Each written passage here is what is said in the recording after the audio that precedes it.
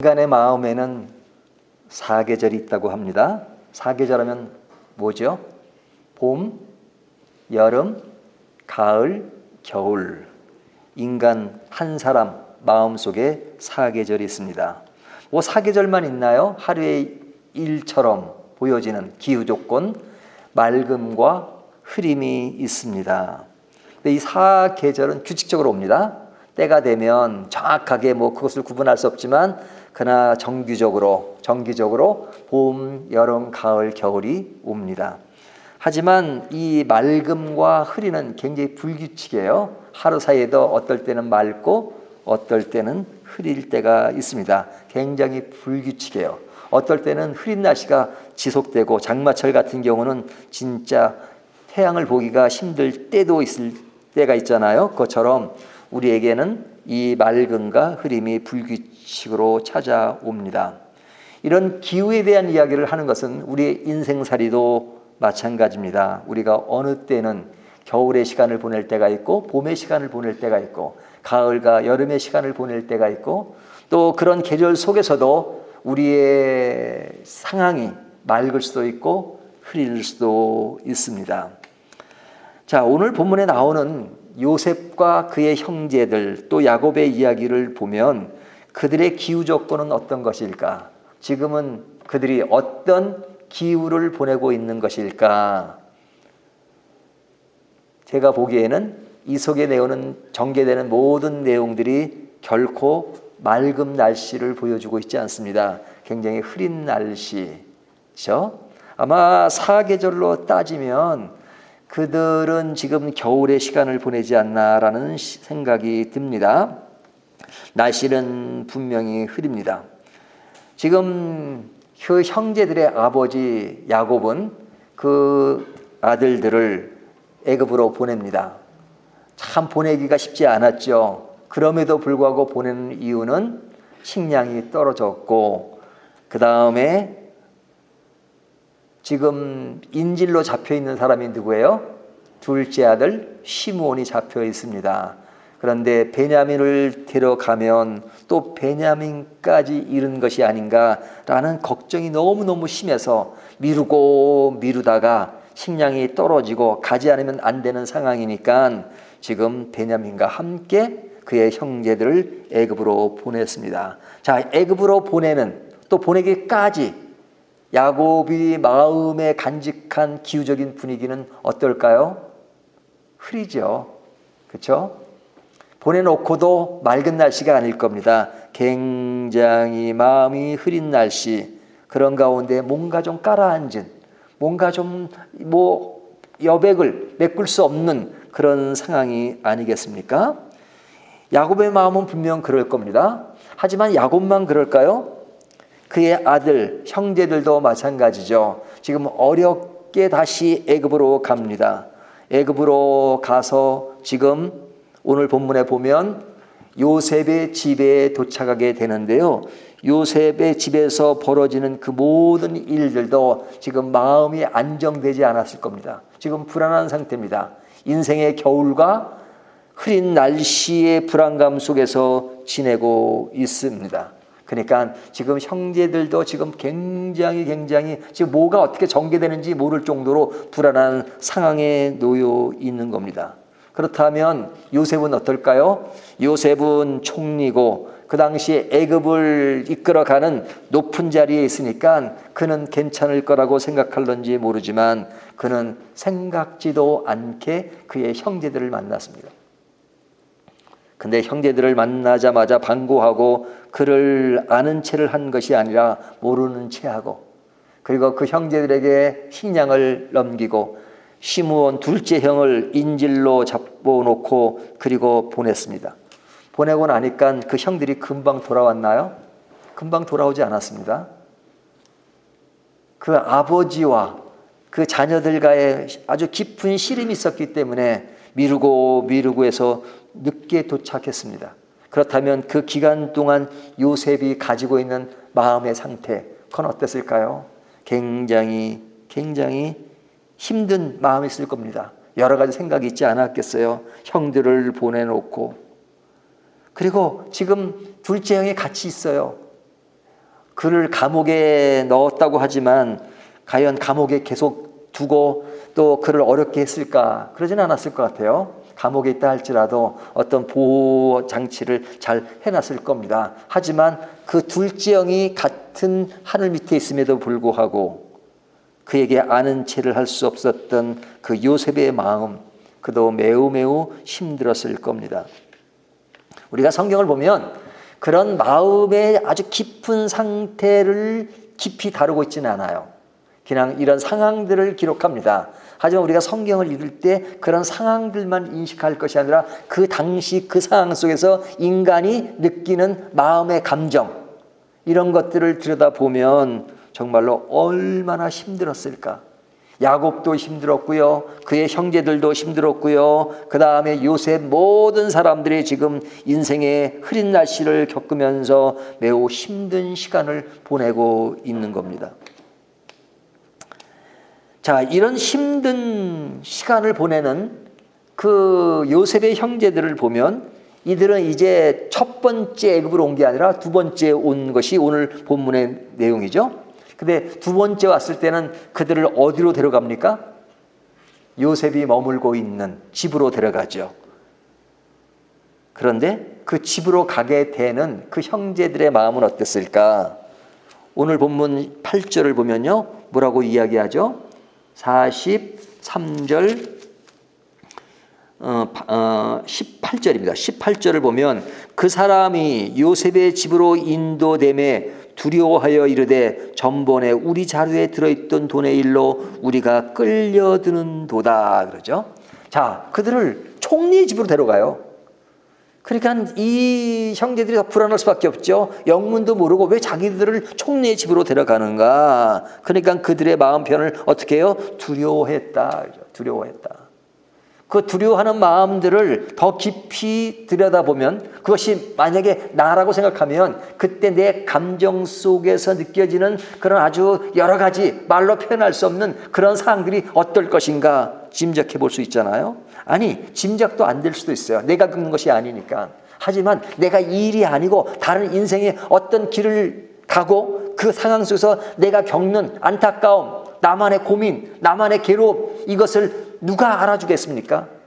그 마음속에서 유동치는 그런 마음들은 어떤 누구도 대신해 줄 수 없는 그런 상황, 그들이 지금 그런 것을 느끼고 있습니다. 굉장히 두려워합니다.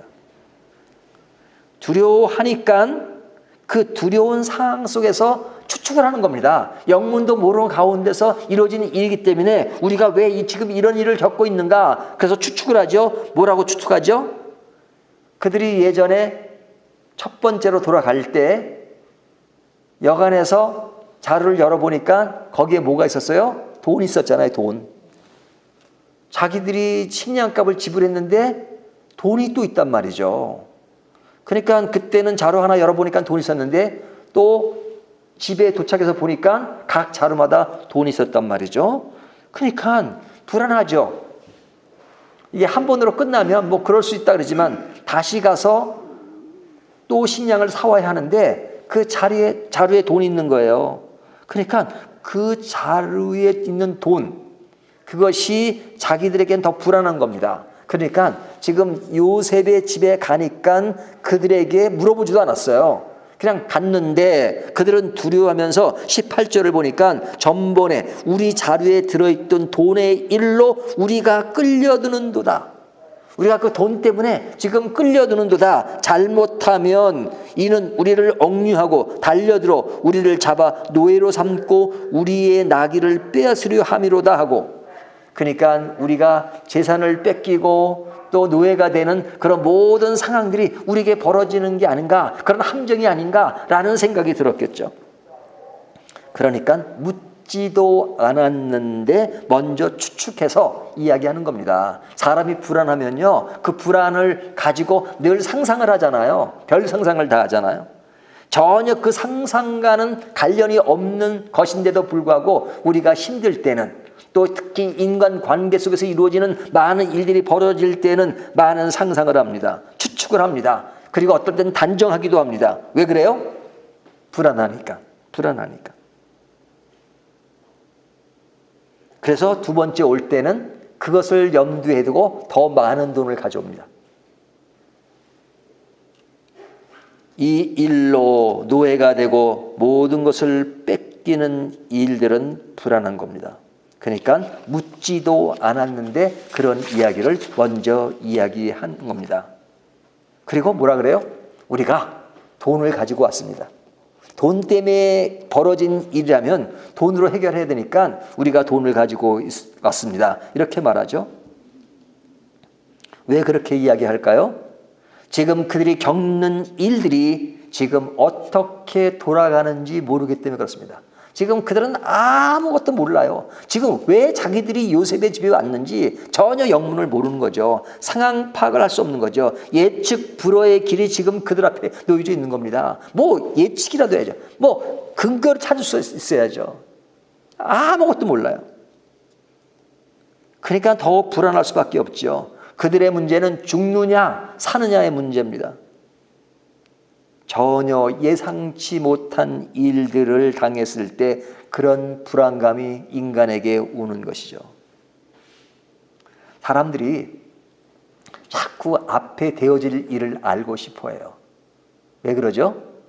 그걸 모르면 불안하니까요.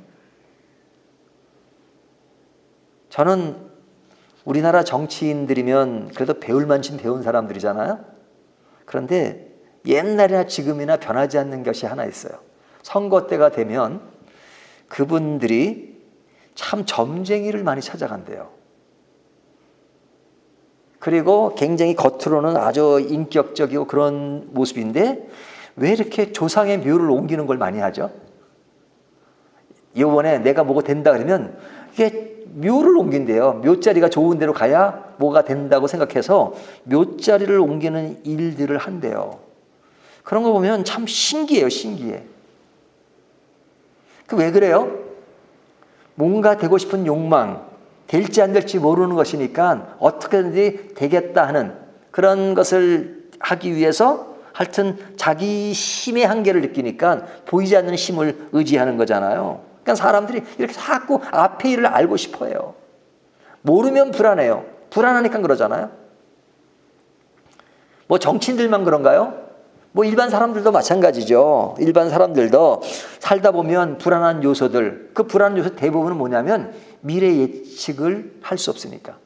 지금 앞으로 되어질 일을 어떻게 되올 거에 모르니까, 그리고 지금 이 상황을 어떨 때는 좀 더 예측하고 가는 경우도 있지만 어떤 경우는 전혀 예측하지 못하고 내 가는 길이 도대체 어떻게 될 것인가, 이 앞날이 어떻게 될 것인가 하는 것들을 모르게 되면 점점 불안해지고 그 불안한 속에서 자꾸 자기의 어떤 무엇을 상상해 나가면서 그러잖아요. 그러니까 인간이 앞을 모른다는 것은 굉장히 불안합니다. 근데 그것을 알면 좀 여유가 있죠. 여유가 있죠. 오늘 본문을 23절을 보면요, 그 아주 굉장히 여유를 보이는 사람이 있어요. 누구냐면 23절. 그가 이르되 너희는 안심하라, 두려워하지 말라. 너희 하나님, 너희 아버지의 하나님이 재물을 너희 자루에 넣어 너에게 주실 것이니라. 너희 돈은 내가 이미 받았느니라 하고 시므온을 그들에게로 이끌어내고. 누구의 이야기죠?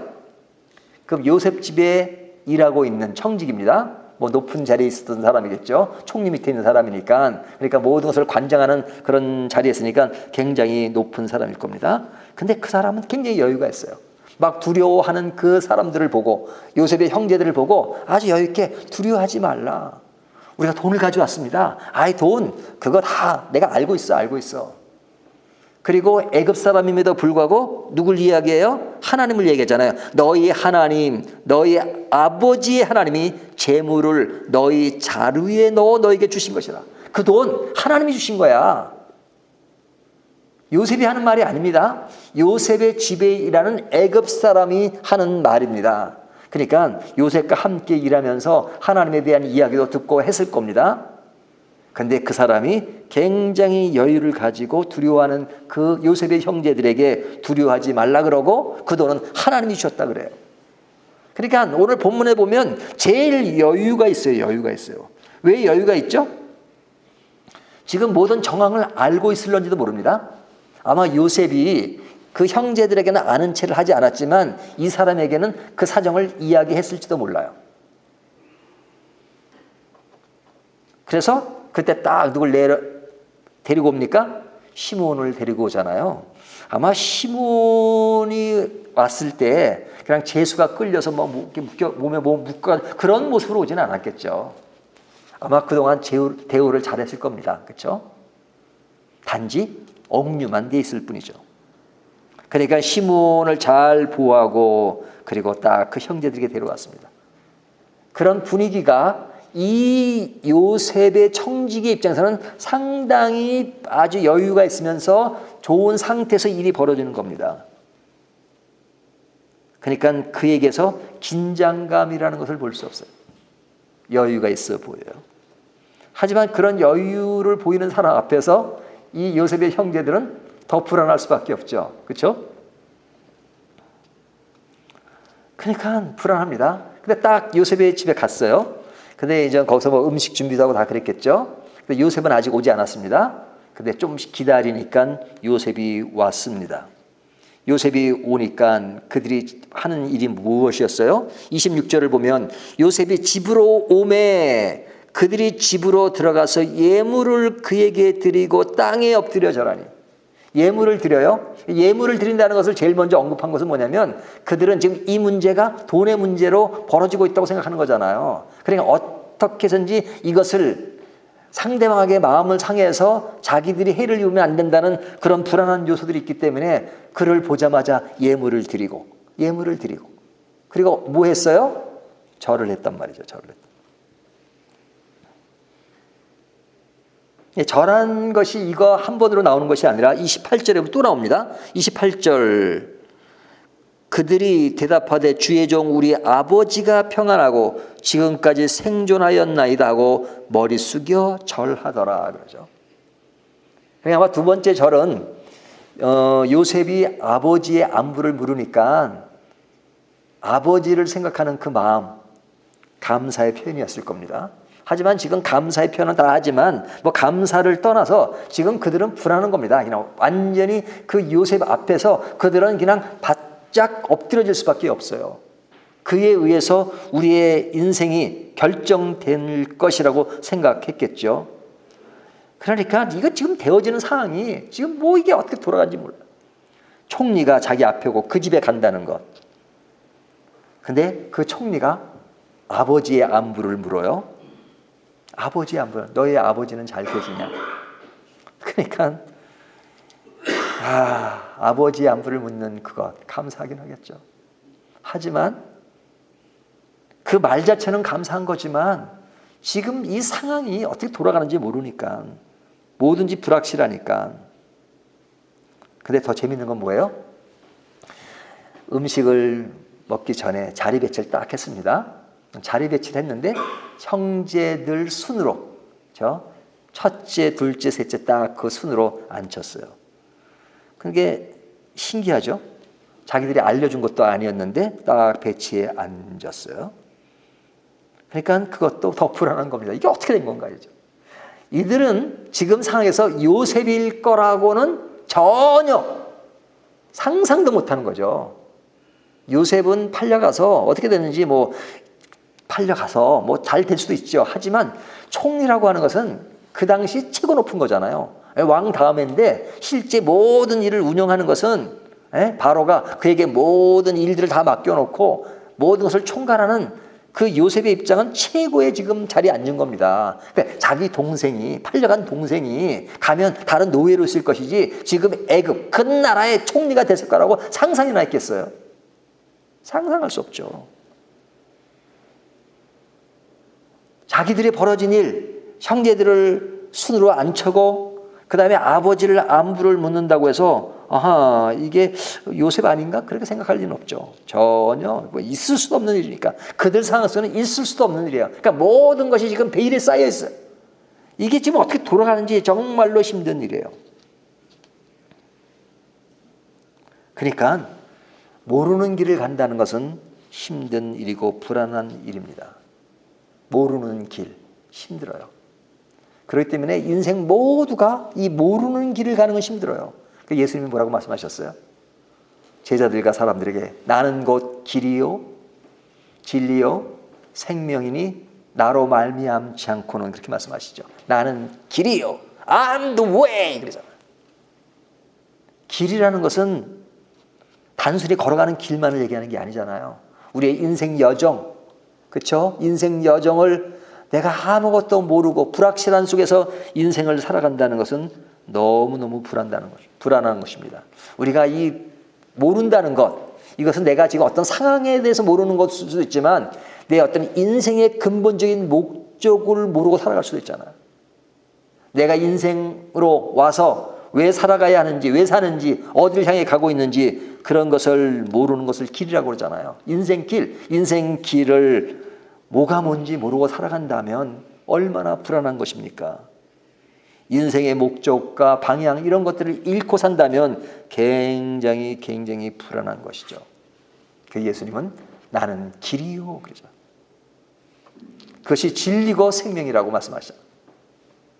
근데 지금 어떤 상황 속에서 벌어지는 이 형제들의 이야기를 보면 정말로 총리 집에 왔지만 지금 모든 것이 불안한 겁니다. 뭔지 모르니까. 이것이 오늘 본문에서 요셉의 형제들이 지금 겪고 있는 그런 상황을 보여주는 겁니다. 이것을 우리가 어떻게 그 마음까지 표현하기 힘들어요. 특별히 제 언어 실력으로는. 그러나 그들의 마음에서 유동치는 그런 인생의 불안감, 초조함, 그 다음에 어떻게 될지 모르는 예측 불허의 상황, 이런 것들은 정말로 힘든 모습이었을 것입니다.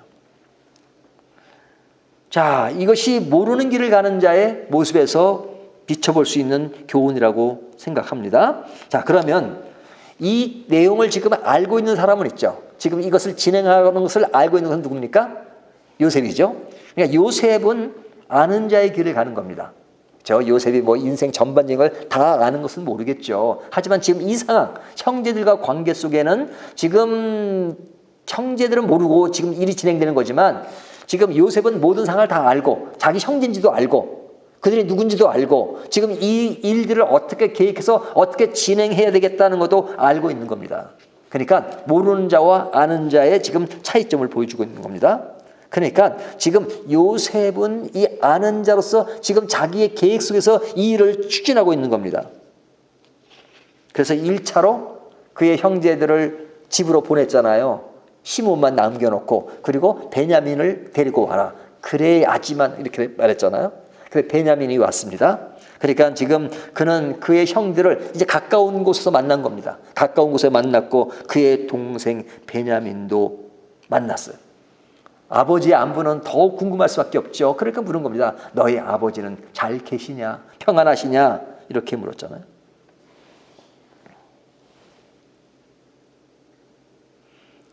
그러면 성질 급한 사람은 형 그리고 금방 아는 체도 할 수 있을 텐데 요셉에게는 또 다른 이유가 있었을 겁니다. 그렇죠? 총리 정도 됐으면 인생의 여러 가지를 다 알지는 못하겠지만 많은 경험을 했을 것이고 이런 상황 속에서 어떻게 해야 된다는 건지 지금 그는 나름대로 생각이 있었던 것 같습니다.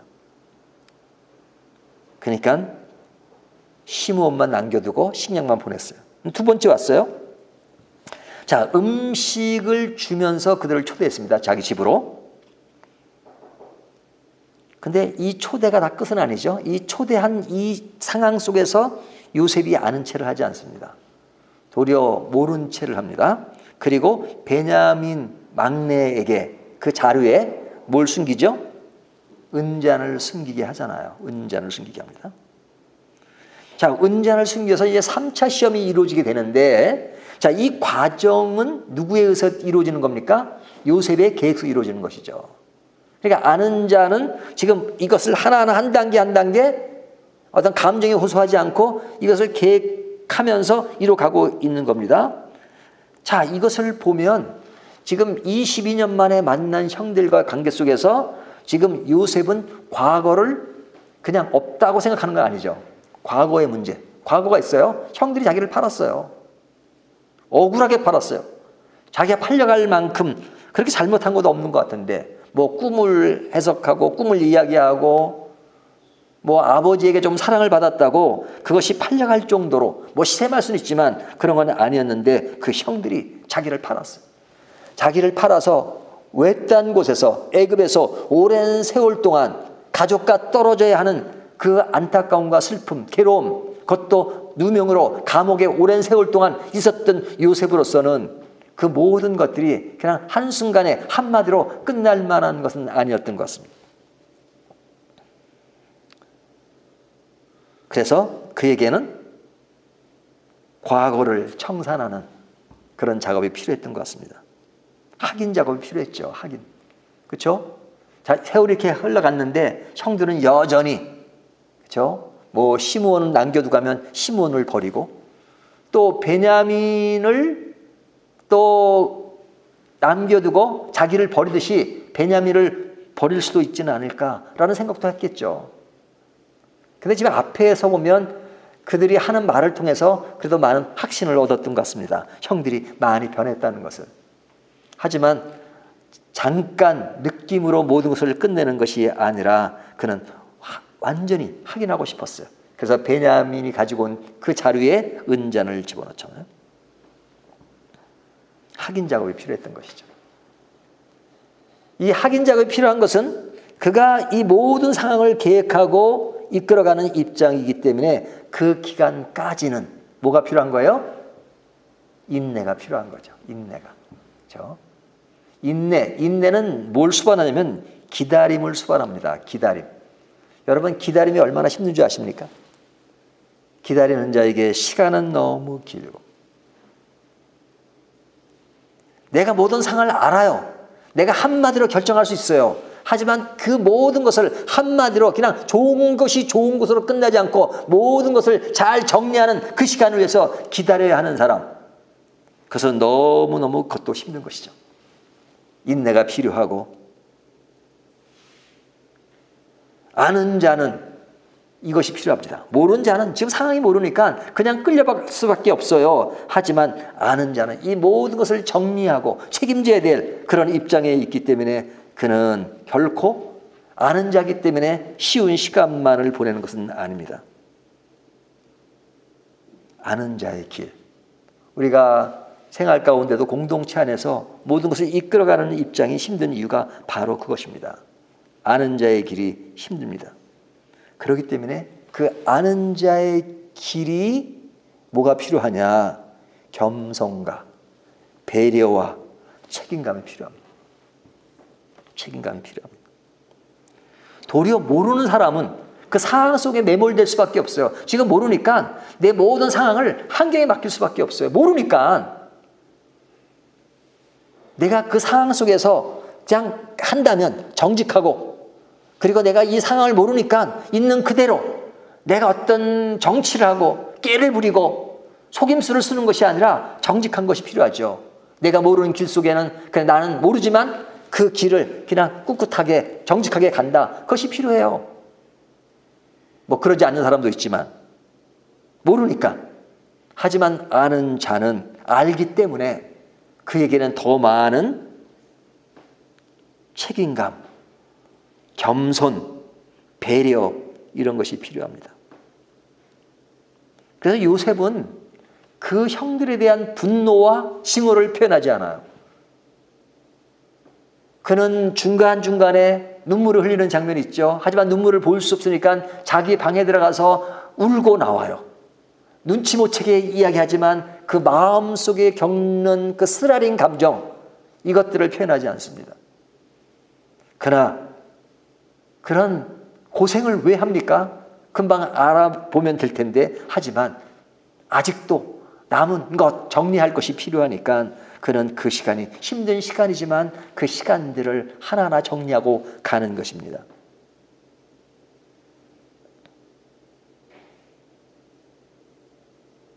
이것이 요셉과 형제들의 이야기로 전개되고 있지만 이 말씀을 우리들에게 적용한다면 우리와 하나님의 관계 속에 생각해 볼 수 있습니다. 하나님은 우리의 모든 삶을 아십니다. 이 세상의 역사를 다 아십니다. 모든 것을 다 아세요. 하지만 우리 인간은 모르고 가는 것이 너무너무 많습니다. 그러니까 아시는 하나님이 모르는 인간을 어떻게 이끌어 가시는가라는 것을 보면 기가 막히죠. 기가 막혀. 근데 기가 막힌 그 모든 것을 우리가 다 알 수는 없어요. 하지만 요셉이 그의 형들에게 했던 상황을 보면 조금은 우리가 배울 수 있잖아요. 하나님은 모르는 우리의 길을 무조건 옳다 옳다 좋다 좋다 이렇게 말할 수 없어요. 우리 모르는 사람들이 어떨 때는 요셉을 팔았던 그런 악한 경험도 우리 삶 속에 있고, 하나님을 등 돌리고 하나님 중심이 아니라 사람 중심으로 살아가고 내 욕심과 내 뜻대로 살아가는 인간의 모습, 죄악 가운데 살아가는 인간의 모습, 이런 상황들을 하나님은 다 알고 계세요. 그 사람들을 어떻게 하나님은 키워가시고 어떻게 이끌어 가셔야 되는가, 하나님은 무조건 좋다라고 말씀하실 수가 없어요. 우리가 이사야 선지자를 통해서 보았잖아요. 하나님이 이스라엘 백성들을 어떻게 인도해 가시는가. 하나님은 그 인간을, 모르는 인간들을 사랑하시고 알게 하시기 위해서 하나님은 너무나도 많은 계획 속에서 그 일을 추진해 나가십니다. 그런 것을 실제 상황 속에서 보여주신 분이 누구십니까? 예수님과 제자 관계잖아요. 우리가 예수님과 제자 관계를 보면 제자들이 헛소리를 참 많이 하죠. 하지만 헛소리를 하는 그 제자들에게 예수님은 그들을 어떻게 인도해 가십니까? 모든 것을 아시고 이끌어 가시는 주님은 십자가에 대한 이야기를 하고 그래도 제자들이 못 알아먹어요. 근데 못 알아먹는 너희들은 무식하니까 도대체 야단만 치고 그러시는 분이 아니잖아요. 그 모르는 인간들을 하나하나 만들어 가시고 제자로 만들어 가시고 나중에는 사도로 만드셔서 복음에 유력한 사람들이 되게 하시는 그 모든 과정을 누가 하신 거예요? 모든 것을 아시는 예수 그리스도께서 해 나가시잖아요. 예수님과 제자의 관계 속에서 아시는 주님께서 모르는 제자를 이끌어가는 그런 모든 것들을 보면서 하나님의 사랑과 은혜를 더욱 생각하게 합니다. 하나님과 우리의 관계를 생각하면서 또 인간과 인간 관계 속에서 내가 먼저 안다면 먼저 아는 자로서 그런 일들을 어떤 자세로 해야 되는가, 내가 모르는 상황 속에 있다면 내가 모를 때는 어떻게 해야 되는가, 모를 때는 아는 체를 하는 것이 아니라 내가 모르지만 그러나 진실한 길을 솔직하게 가는 것, 알 때는 그것을 배려와 사랑으로 좀 더, 그 당시는 내가 인내하는 아픔이 있지만 그러나 모든 것을 전체를 보고 잘되게 하기 위해서 가야 하는 그 길, 그런 것들이 참 힘들지만 그러나 하나님이 우리에게 하셨던 그 일들을 모델로 삼아서 해 나간다면 우리의 인생은 보다 좀 더 성숙되게 갈 수 있다고 생각이 듭니다. 오늘 이 말씀을 보시면서 요셉과 그의 형제들 관계 속에서 하나님과 우리의 관계를 생각하고 그 가운데서 우리의 모든 것을 알고 끌어가시는 하나님의 그 계획, 사랑, 그것을 깨닫고 우리도 그런 것을 배우고, 또 우리가 모르는 입장에 있으면 이럴 때는 모르지만 그러나 모든 것을 아시는 하나님께 의존하면서 하나님을 바라보면서 상황은 모르지만 하나님과의 관계 속에서 그분을 의지하며 가는 것이 너무너무 중요하다 하는 생각을 한다면 우리의 삶은 좀 더 나아질 수 있다는 생각이 듭니다. 오늘 이 말씀을 가지고 우리가 좀 더 나은 삶을 살아가는 저와 여러분이 되시기를 주님의 이름으로 축원합니다.